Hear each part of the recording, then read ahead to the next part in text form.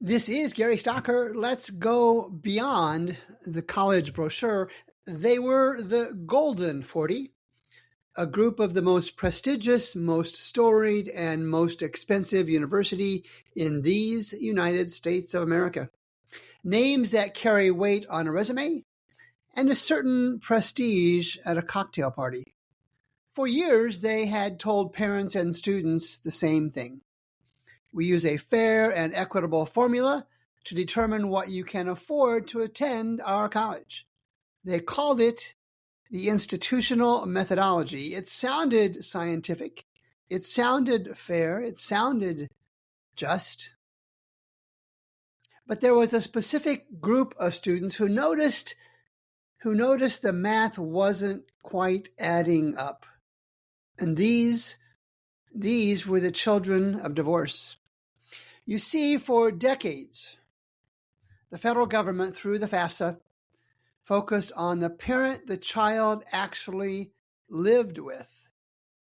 But the Golden 40, they wanted more. They required something called the non-custodial parent profile. The non-custodial parent profile. They reached into the pockets of the parent who wasn't there. The father in another state, the mother who hadn't seen a report card in 5 years or more. And even if that parent refused to pay a single dime toward tuition, the colleges counted that parent's income anyway. The colleges claimed they were just being thorough. They were protecting their financial aid funds. But then the curtain was pulled back.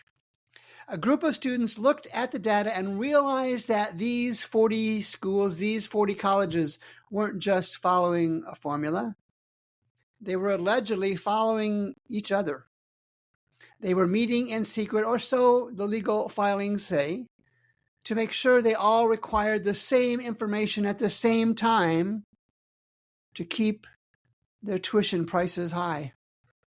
They weren't competing to be the most affordable. They were, as the lawyers now call it, a cartel.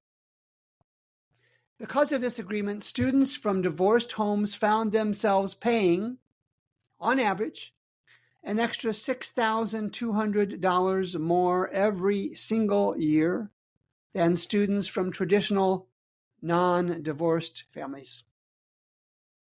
The brochures talked about diversity and inclusion. They talked about meeting 100% of demonstrated need, but beyond the college brochure is that 40 of the wealthiest colleges in the world are now standing before a federal judge, accused of a multi-billion-dollar price-fixing scheme that targeted the very families who are already struggling to hold things together. They said it was about fairness. The courts may soon decide otherwise. It was about the bottom line. And now we have gone beyond the college brochure.